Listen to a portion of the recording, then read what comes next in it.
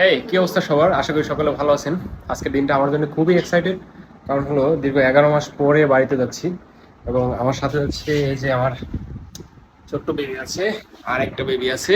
High little cutie, hello. আমার বাইকের অবস্থা দেখুন, পুরা প্যাকেটিং করা। এবং আজকে আমি আমার ফ্যামিলি নিয়ে যাচ্ছি, ফ্যামিলি অবশ্য বাইকে না, গাড়িতে নিয়ে যাব।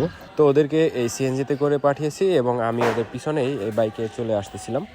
তো লঞ্চ ঘাটে আসার পরে সব থেকে বড় কনফিউশন যেটা, যে এখানে বেশ বিরাট দানব আকৃতির তিনটা লঞ্চ ছিল যেগুলো ঢাকা থেকে বরিশালের উদ্দেশ্যে ছেড়ে যাবে। আসলে কোনটাতে উঠবো এটা হলো সব থেকে বেশি সমস্যা ছিল, চয়েস নিয়ে যে কোনটা আসলে যাওয়া যায়। তো ডিসিশন নেওয়ার জন্য আমি সবগুলো লঞ্চই ঘুরে ঘুরে একটু দেখলাম। যেহেতু এখানে প্রিন্স আওলাদ ট্রেন ছিল সব থেকে বড় লঞ্চ, এরপরে সুন্দরবন 16 ছিল, প্রায় সেম সাইজে, একটু ডিফারেন্স থাকতে পারে, এবং আরও একটা লঞ্চ ছিল, এটাও বেশ ভালো সাইজের ছিল। তো চয়েসের ক্ষেত্রে আমার বিষয়টা মাথায় রাখতে হবে যে কোনটা সেফটি হবে, তাছাড়া বাজেট ফ্রেন্ডলি হতে হবে, এবং তাছাড়া আমার সাথে যেহেতু ফ্যামিলি মেম্বাররা ছিল এবং আমার বাইক ছিল, তো সব কিছু মিলে একটু বাজেট ফ্রেন্ডলি এবং সেফটির দিকে বিবেচনা করে আমি বাজেটের দিক থেকে প্রিন্স আওলাতে একটু বেশি ছিল, কস্টলি ছিল। এরপরে তারপর কেবিন ভাড়ার একটা বিষয় আছে, তাই আমি সুন্দরবন 16-তে একটা একটা কেবিন নেই। এবং এখানে লঞ্চের যে বাইকের যে ভাড়াটা ছিল, ভাড়াটা বেশ ভালোই ছিল। মানে ডেক ভাড়া যে টাকা আসবে আপনার সেম ভাড়াই একটা বাইকে নেবে। তো আমার বাইকের ভাড়া নিয়েছিল 300 টাকা। এছাড়া কেবিন, এটা আসলে কেবিনের প্রাইস আপ ডাউন করবে, সামনে ঈদের সিজন আসতেছে, হয়তো প্রাইসটা একটু বাড়তে পারে। যদি মনিটরিং থাকে, সরকারি মনিটরিং থাকলে হয়তো প্রাইসটা কম থাকতে পারে। লঞ্চে উঠে তো বাচ্চারা বেশ ফুরফুরা মোডে ছিল, যেহেতু আমার বড় বেবির এটা সেকেন্ড টাইম জার্নি ছিল। সে লঞ্চে উঠতে খুবই ইন্টারেস্ট এবং এর পূর্বেও সে খুবই উৎফুল্ল ছিল। এছাড়া লঞ্চের সকল প্রকার ফ্যাসিলিটি রয়েছে, যেমন সিকিউরিটি হিসেবে সিসিটিভি ক্যামেরা রয়েছে, আউটডোর বসার জায়গা রয়েছে, তারপরে ক্যান্টিন রয়েছে, কফি শপ রয়েছে। এছাড়া আপনি লঞ্চের ফ্রন্ট সাইড এবং উপরে টপ ফ্লোরে বেশ ভালো একটা ঘোরার জায়গা পাবেন।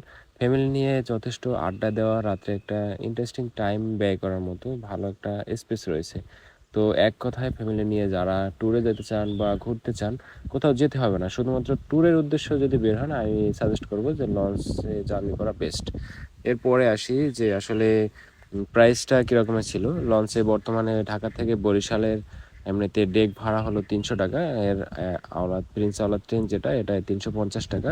এছাড়া সিঙ্গেল কেবিনগুলো প্রাইস ছিল 1200 টাকা, আর ডাবল কেবিনের প্রাইস ছিল 2200 টাকা। চারজন থাকা যে এরকম কেবিনগুলোর প্রাইস ছিল 3000-3500 টাকার এরকম আশেপাশে।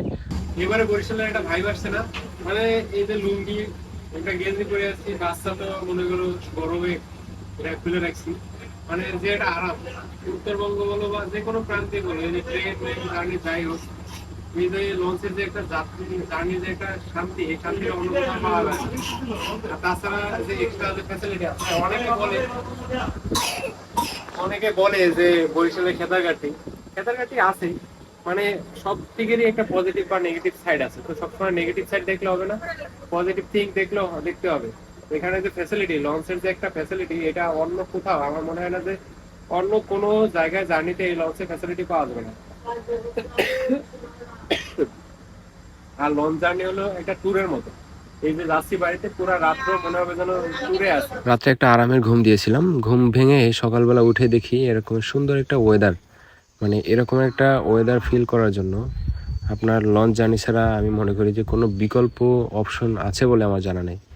এরকম একটা ফ্রেশনেস, একটা যে ভাইব, সকালবেলা উঠে দেখি যে নদীর ভিতরে লঞ্চ চলতেছে, আর এরকম একটা ওয়েদারে আমরা লঞ্চ জার্নিটা কমপ্লিট করেছি। 5টা 30-এর সময় লঞ্চ আসলে ভিড়ে বরিশাল সদরঘাটে বা বরিশাল লঞ্চ স্টেশনে।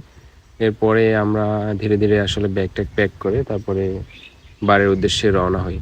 তো ধন্যবাদ বন্ধুরা, আশা করি ভিডিও ভালো লাগবে। ভালো লাগলে লাইক, কমেন্টস অ্যান্ড সাবস্ক্রাইব করুন, এবং পরবর্তী ভিডিও পাওয়ার জন্য বেল আইকনটি বাজিয়ে রাখুন।